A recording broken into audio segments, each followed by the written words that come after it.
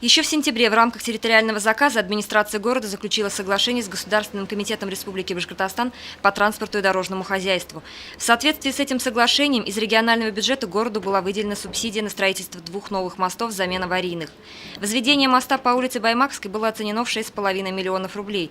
Мост в поселке Золото обошелся в сумму свыше 5 миллионов 300 тысяч рублей. Сюда входит и софинансирование из местного бюджета в размере 3%.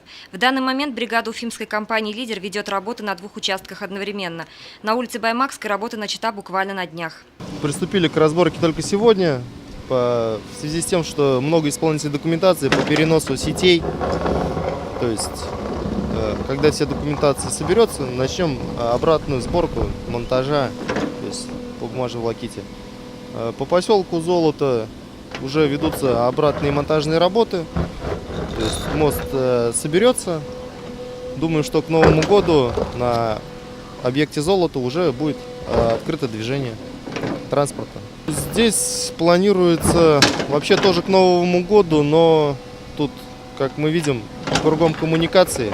То есть все зависит от городских сетей, когда они свои коммуникации перенесут, чтобы начать обратную сборку моста, монтаж. В поселке Золото работы идут уже в течение 2 недель. Проделан ряд строительных процедур по демонтажу, завезены необходимые стройматериалы. На данном объекте уже производится бетонирование фундамента, прогрев. То есть и дальнейшие уже будут монтажные работы по возведению арки и обратной засыпки земполотна. То есть работы в процессе по графику. Как утверждают подрядчики, к Новому году горожане получат хороший подарок в виде нового моста в поселке Золото, а если получится, и на улице Баймакской. Ирина Оренбургина, Алик Кадыров, Любовь Карпова, телекомпания СТВ.